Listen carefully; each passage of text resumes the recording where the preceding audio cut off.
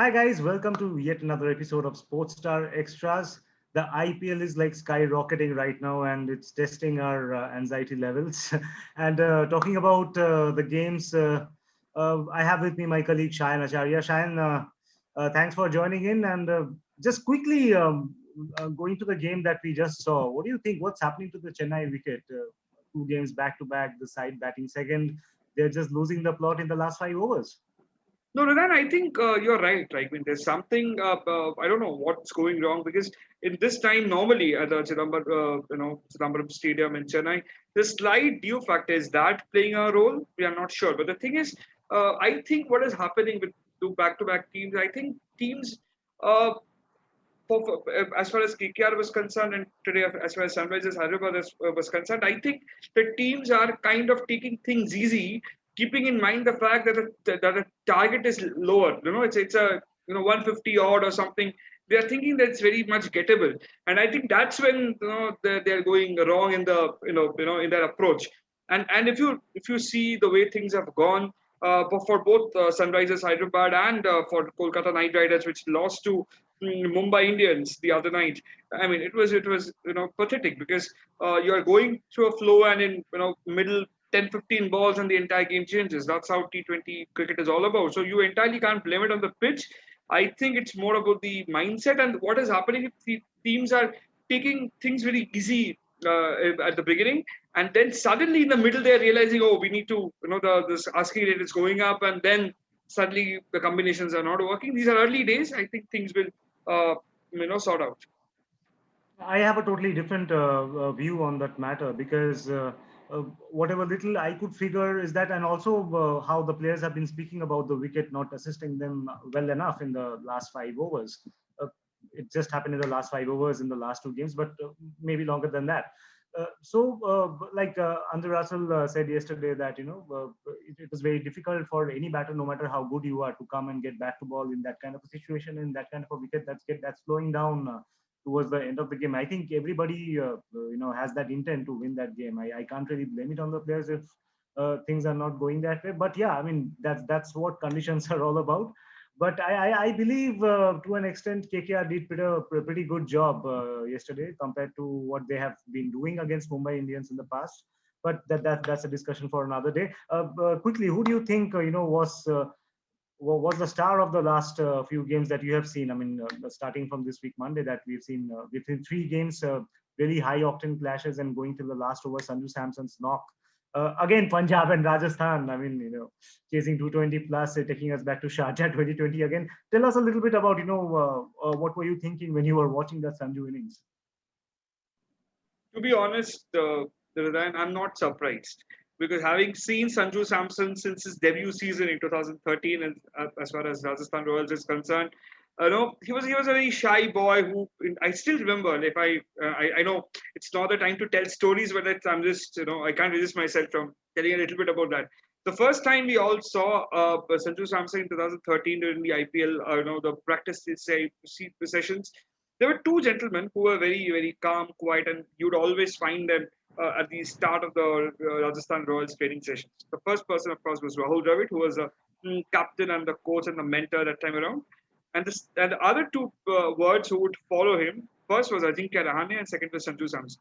A very quiet guy, and obviously Ajinkya Rahane is a different mold.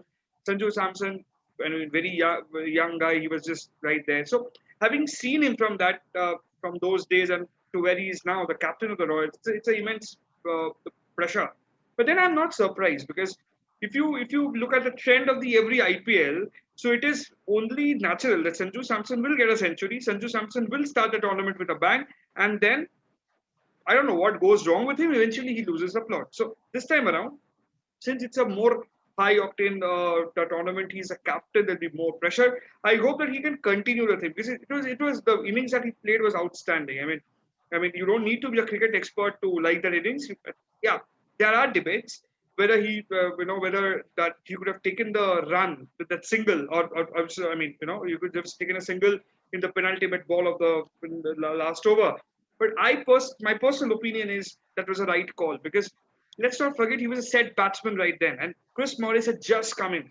Okay, he might be he might be the most expensive cricketer in this IPL and all that is fine, but you can't leave it for a batsman who has just come in because he's still and he, he's not a specialized batsman, so he's more of a bowling all rounder who can bat. But then just for the at the very last moment you want your captain, your set batsman who can play big shots to take the chance, and I think as far as Sanju is concerned, he took the right approach. And but then it's cricket is a great game of uncertainties. You can't predict what happens. I mean, had the last ball not been been caught by Deepak Hooda, it would have been a six or a four for all you know. You would have just gone for a super over. So as far as Sanju Samson is concerned, it was a super innings. And Ryan, I think there is also important that of course we had a Russell show, and all that. But then Shahbaz Ahmed, what do you think of him? So I was just coming to that. There are two more guys. I mean, actually, three more guys who have been standout performers this week so far. Shabazz, Harshal Patel, another guy. So now I don't know. I mean, how to put this together. But domestic heroes coming good together as a unit in a RCB team. So just tell me about it. What are your thoughts? Yeah, obviously, Harshal Patel. I mean, I can just say three names right away. Harshal Patel, Deepak Hooda, and obviously, That's what. yeah, Harshal Patel, Deepak Hooda, and definitely Chetan Sakaria. Because Chetan Sakaria, I'll come to you because Chetan Sakaria, you're somebody who's followed him quite closely. But I would definitely talk about Deepak Hooda because see Harshal Patel, of course, he's been playing. It's a big opportunity, and he's been a match winner. Great. As far as Deepak Hooda is concerned, it's a very emotional story out there because we all knew what happened just at the early in January, just on the eve of the Syed Mushtaq Ali Trophy. Your Baroda vice captain moves out. I mean, comes out of the bio bubble after Alijit's spat with the captain Krunal Pandya, and then of course you're suspended. You don't know that you'll not be playing any competitive cricket. There's still a uncertainty, and then you practice yourself. You come back. Come to the top first match of the IPL. You score a 20 ball 50, and then I mean, it's magic. And then, I mean, I think it's only, and that's why cricket is what it is, because it's a great leveler. Because I mean, of course, like there's a lot of preparation goes on. Because I remember speaking to his father, and of course the Pathan brothers.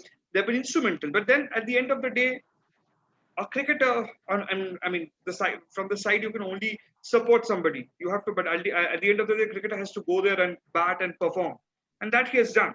Of course, I would like to know a little more about Chetan Sakaria and what do you think that? Do you think this is actually what IPL is? It's basically a youngsters Premier League. I love that question, the way you put it actually, because I feel very proud of Chetan. Whatever I have seen of him bowling for Saurashtra, the short guy, very shy. Okay, and he would love to bowl at the nets. Like he would not get tired. I've seen him bowl tirelessly at the nets to Sheldon Jackson, Arpit Pasauda, Cheteshwar Pujara. So I think that thing really worked for him. Sitanshu Kotak was constantly on his toes to make him a better bowler, try to give him the right idea where the length to hit, where to pitch the ball. So from there, and again MRF and Glenn McGrath. I mean, he's spoken about it before. So all these things coming together for a cricketer who's not seen enough money in his life, leave alone. I mean, the other luxuries. So it's great, and I think same thing happened with Rinku Singh a few years ago. So these are like great stories coming from IPL, and that's probably one reason why I will never want this tournament to be over, because these domestic cricketers. I mean, like for example, we are not having Ranji Trophy right now, but then few of these guys are getting to play the IPL and probably earning some money to get their thing going. So which is great. But Brian, I'm just curious to know, do you think that the fact that this time around the teams are not playing at home, do you think that somewhere down the line that's hurting them? Because Well, see, if I think at the end of the day, it shouldn't make a difference as such, because after all, it's all happening in India, and there's like very minor differences here and there. For example, I mean, yeah, the wicket in Chennai has always been, spin friendly, if I may say. But other than that, it's mostly similar strips on offer. I don't think that's a problem. But yeah, in terms of the weather, for example, Bangalore is always a little cooler, right? And this time of the year, most of the other places, I mean, it's quite hot. It's quite hot in Calcutta right now, and it's quite hot in Chennai. So, like for example, Harshal Patel, he bowled that no ball. I mean, that was a very crucial no ball. He said that, and he couldn't grip the ball because of the sweat. So these little things come into play, which probably it may go for it may have go as an advantage to some team and opposite for the other. Uh, that's it. I think. I mean, I don't think anything else is there. But tell me, how are you enjoying the IPL starting at 7:30? I mean, okay, we normally have a 8 o'clock start. All the matches are starting at 7:30. You don't have a soft signal, and so how are you seeing that? And also, I'm just very seriously wondering, what do you think has gone wrong for Sunrisers Hyderabad and KKR so far? Well, to answer your first question, I don't know how to answer answer that because it's not. It's never been much of a difference. It's good that we can have this session, have this chat quite early before it's 1 o'clock, and so early starts is better for the reporters. And but we don't like the games that go until the last ball. We definitely don't like them at all. Like for example, I was covering the game, and suddenly the last minute everything goes haywire. It's the hustle to get things right and get your word count right. I mean, I'm saying this because it's for our viewers to know that how things are done behind the scenes. I mean, people just read a match report or a story, but then the process that goes behind, I mean, it's something which is crazy. Yeah, and to answer your second question, uh, see, for example, that shot making, I think they have to, whatever little cricket that I play, I don't think that I'm too good a batsman, but then I'm decent enough to understand what to do when. So I think whatever little I have seen and I have played and to put myself in those situations, I think maybe when you need a 31 of 30, you don't need to score boundaries, right? That is the time when you should rotate your strike.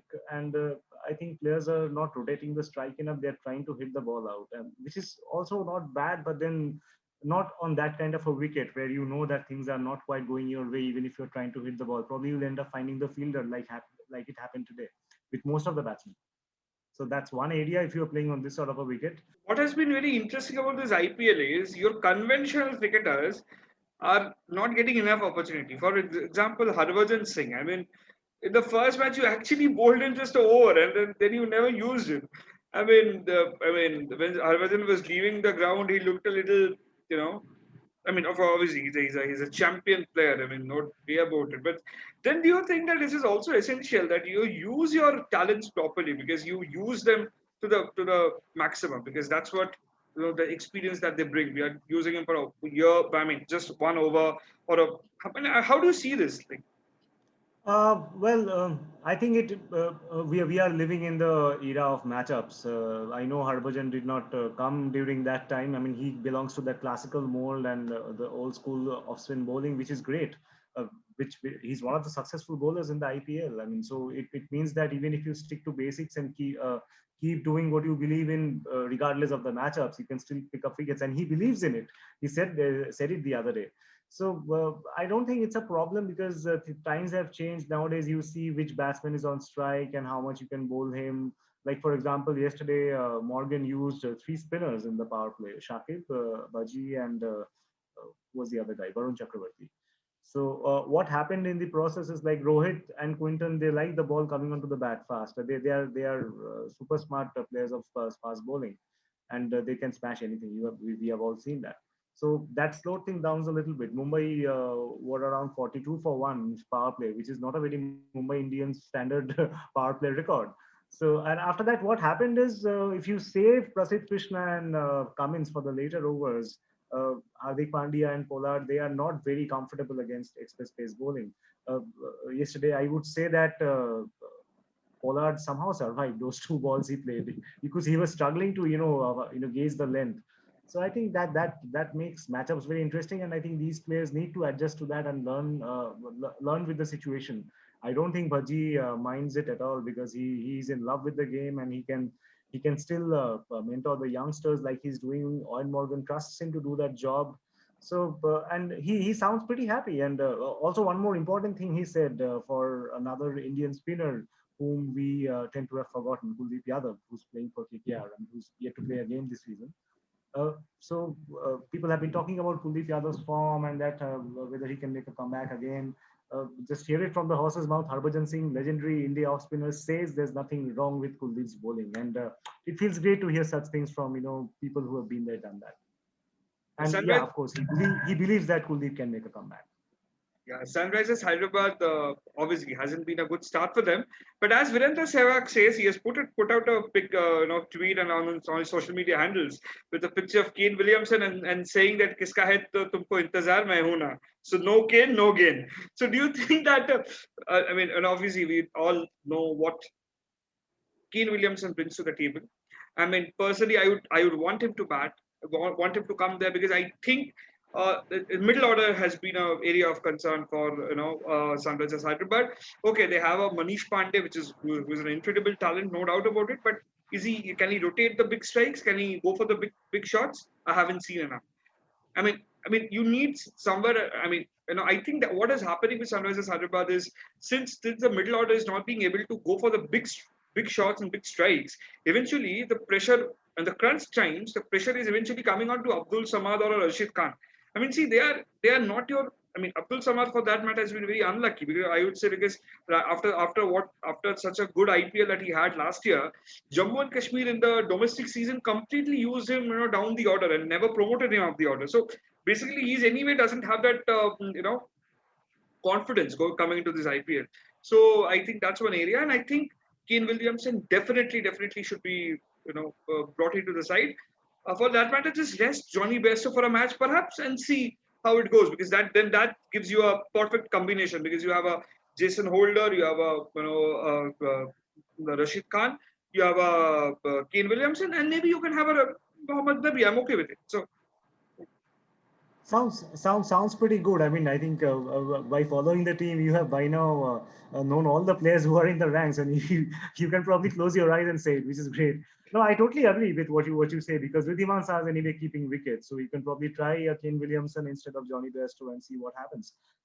Moving on to the last question of the day, the $1 million question of the day: are we still going to see MS Dhoni the way he used to bat in the IPL? I mean, he had a first ball dark, not a great season last time. Chennai Super Kings, yeah, fine. I mean, Suresh Raina's back and he's trying to do things right. But what do you reckon of this team? And they are playing Punjab Kings next. So and that game's happening. That game's happening right after the one between RR and DC. So thoughts on Dhoni, and that would be our parting helicopter shot and goodbye shot. okay, I'm not sure if Mahendra Singh Dhoni is a fan of Shah Rukh Khan. I know Shah Rukh Khan's team is not doing well at the tournament so far. It's been a mixed bag.